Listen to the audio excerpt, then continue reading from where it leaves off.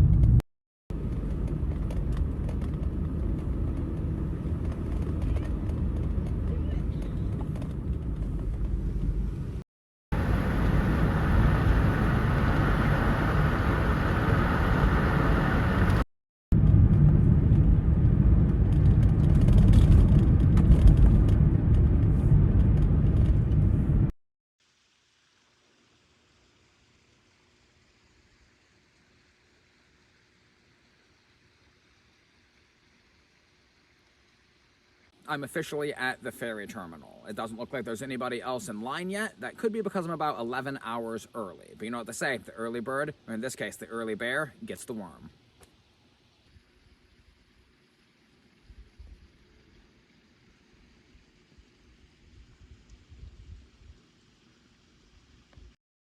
Well, I'm totally settled in, just waiting for the ferry. I'm gonna go ahead and shut my eyes for a few hours.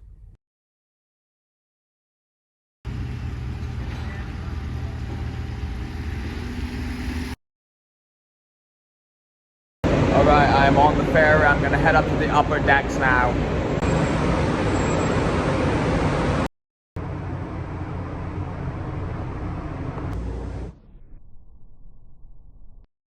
Alright, so I just got my key from the main cabin. I am now looking for my room. It is room 149 on the upper decks.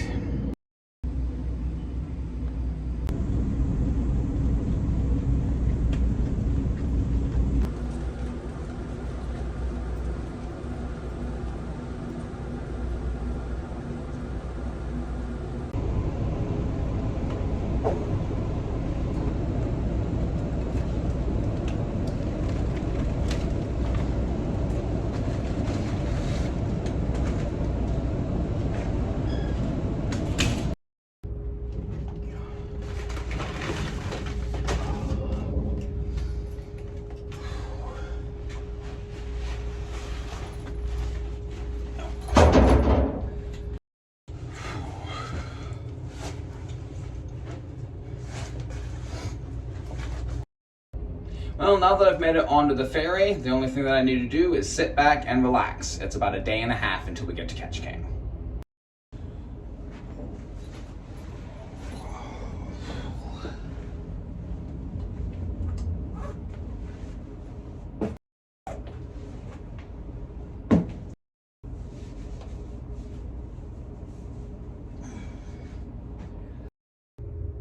The rest of the passengers are still loading. We're still moored to the dock and not underway just yet.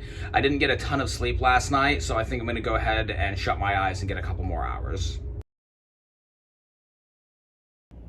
I've been asleep for a few hours. They just came over the loudspeaker thing and said that we docked in Juneau. So we're gonna be holding in Juneau until about 6 p.m. tonight.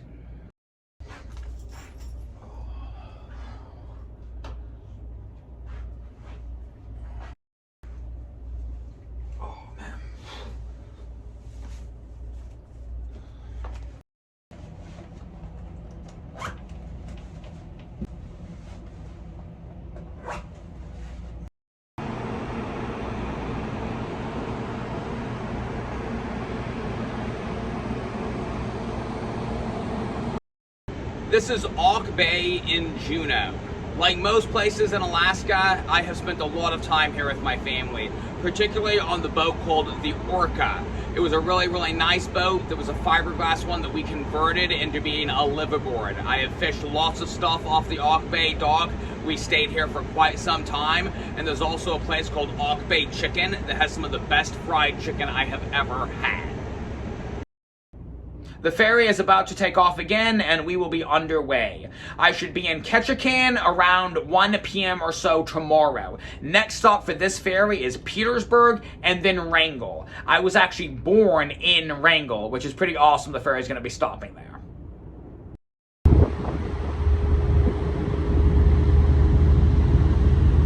I'm going to jump in the shower. This will be the last shower that I have for a little while. After that, it's going to be creeks until I get to Florida.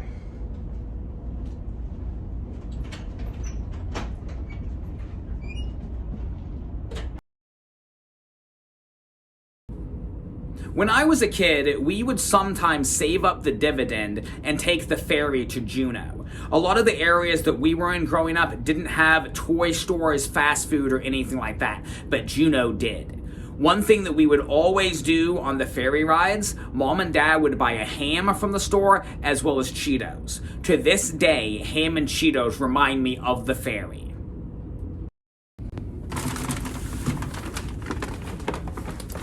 I myself, before I got on the ferry, went to the store and I got myself some Cheetos, and I also got myself some ham, just like the old days.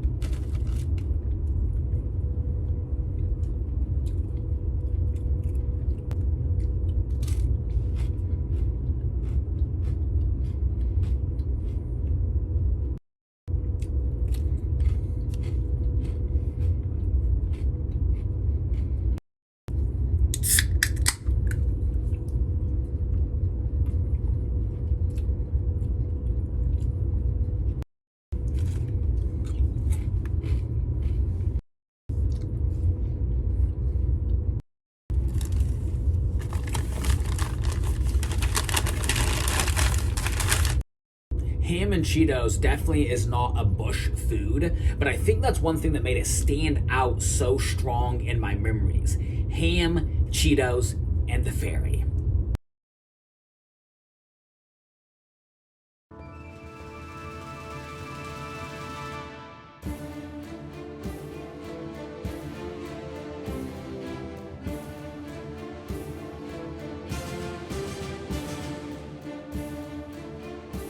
Alright, I'm about an hour and a half outside of Ketchikan. Next stop, Prince of Wales.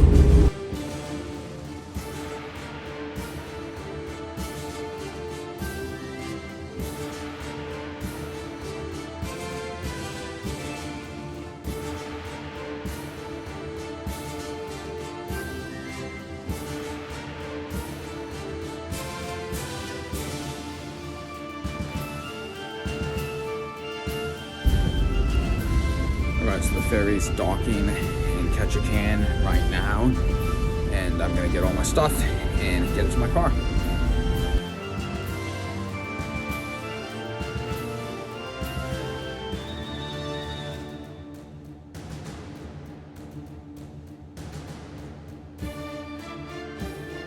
Just made it back to my car. We're about to start offloading any second now.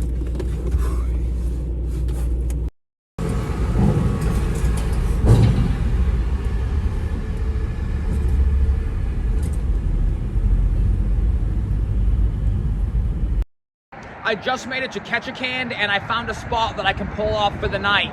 My next ferry leaves around 3:30 tomorrow. This one will only take 3 hours.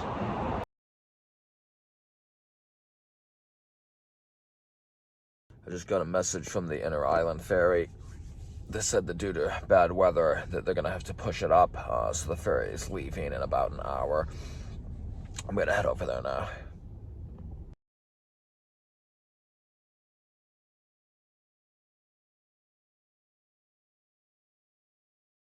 I'm on the Inner Island ferry. It's about to take off. It should take about 3 hours, and then I'll be on Prince of Wales.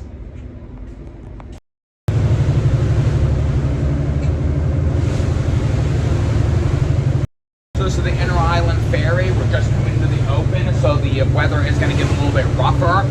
This is a smaller boat, big for like an actual boat, but compared to like the other ferry, it's a smaller boat, so we'll feel the weather a lot more.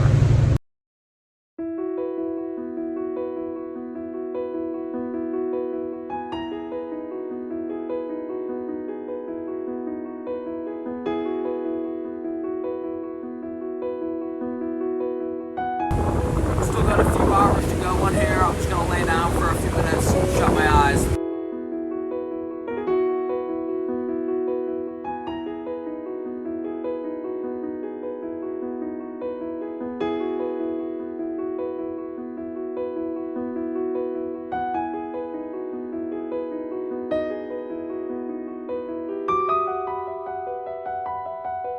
The ferry docked. I just made it to my vehicle. I'm officially on Prince of Wales Island. At least I will be as soon as I pull up this dock. I'm just waiting for the cars in front of me.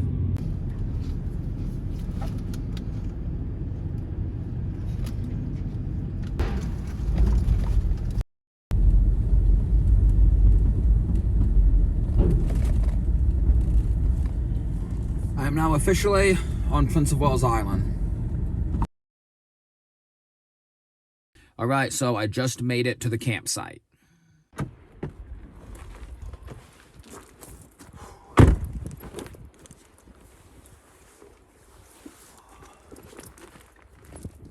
It is pretty much dark already, so I'm going to wait to actually set up camp until tomorrow.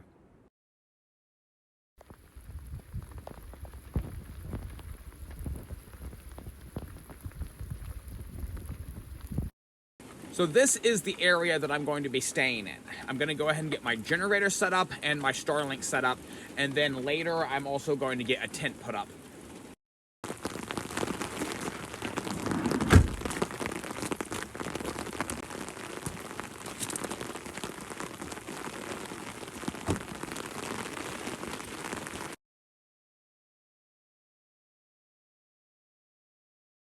Just as I was setting up my camp at Eagle's Nest Campground, a Forest Service guy came by and let me know that the campsites are actually closed until summer due to a government shutdown. He did point me in the direction of another campsite that is still currently opened. It's a newer one that was put in, so I'm not familiar with it. I'm going to see if I can't track that one down.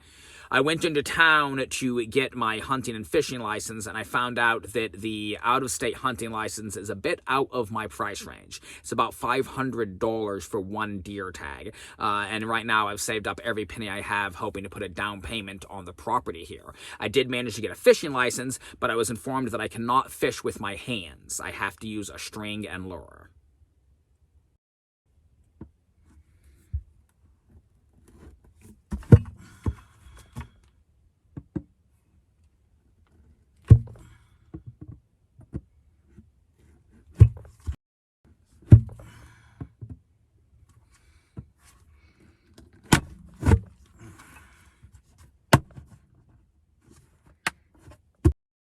So I accidentally left the base to my Starlink on the roof of my vehicle when I left the campground this morning. It was pouring down rain. I was in a hurry. Totally my mistake. So I'm trying to use this 5-gallon bucket to make a new base for my Starlink. I chopped a bit of a hole in it.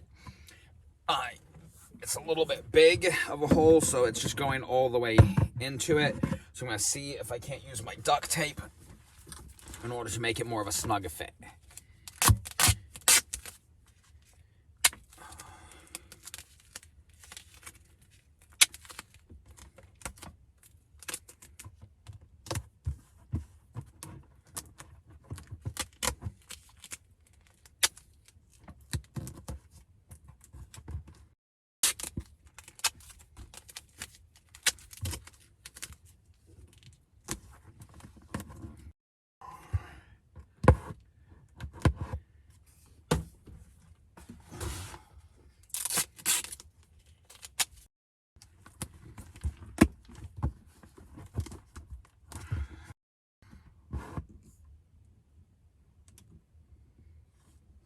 still a little bit wobbly.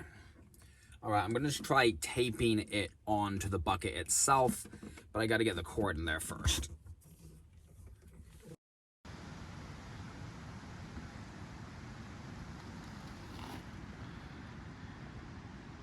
It's not my prettiest work, but I don't really care about how pretty it is. I only care if it actually will work. So moment of truth and fingers are crossed. All right, so it actually worked. I have internet right now. I don't think Noah would be very proud of it, but I certainly am. I don't care what it looks like as long as it works. And right now it is working. And definitely gonna be a big help. Since the campgrounds are closed in this immediate vicinity, I'm just going to look for somewhere that I can camp in the woods themselves. So Alaska still allows you to camp in the Tongass National Forest for up to 14 days without having to move areas. The only thing is you gotta leave it pristine, so it is the nothing left behind rule, and you can't chop down any live trees or anything like that. So right now I'm looking for an area that I can park my vehicle and then hike into the woods and make a camp. All right, so I think that I found a good enough spot. I can leave my vehicle here, I can hike in about 50 foot in that direction, and I can set up a camp. These are glacier gloves. They're made for the cold weather and for wet weather. Unlike the gloves I'm wearing now, these are wool, so they soak through and through the instant you grab something that is wet. They are still warm even when they're wet though. But these babies, the water doesn't get through them at all.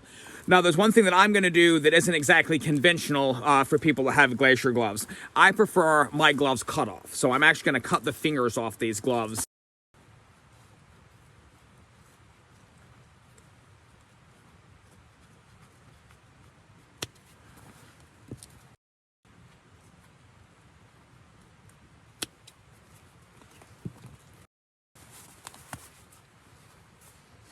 All right, that's a lot better. Now I still have the full use of my fingers, but I can climb trees or haul wood without soaking my gloves.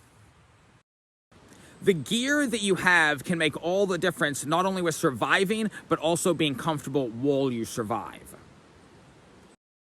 All right, so I found a point of entry into the woods. You can just go through at any point, but there's like Devil's Club, all sorts of stuff.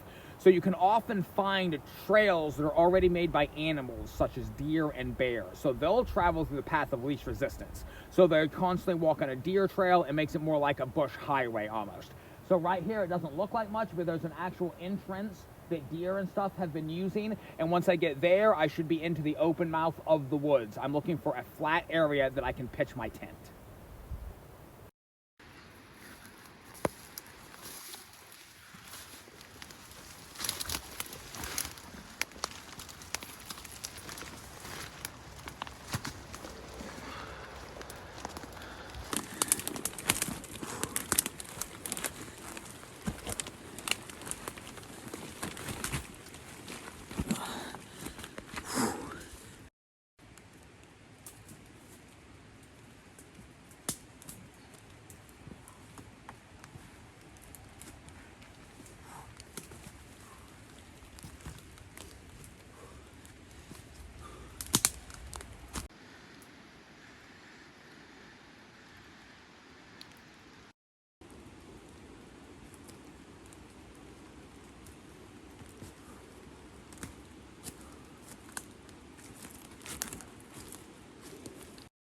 Sometimes it can be difficult to find a flat spot in order to pitch a tent.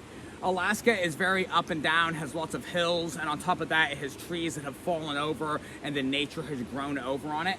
So I'm just looking around to find a little bit of a flat area. This spot isn't too shabby.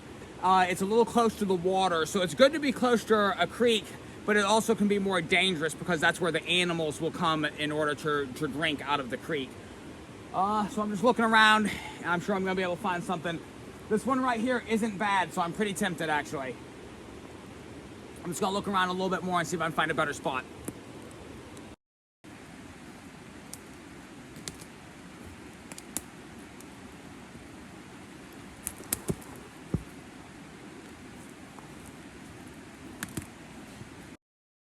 I found my spot. Right here. I don't need a ton of room. It's semi-close-ish to my car. I got a creek a little ways up that way. I've got a fallen tree right here that helps kind of nestle me in a little bit.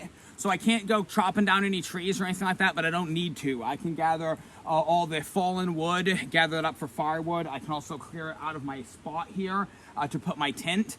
So the next thing that I'm gonna do is bring my tent, get some of my gear out here, and bring a tarp. So it's gonna be pouring down rain on and off. So I wanna string a tarp up from these trees and kind of give me a little bit of a block from the rain.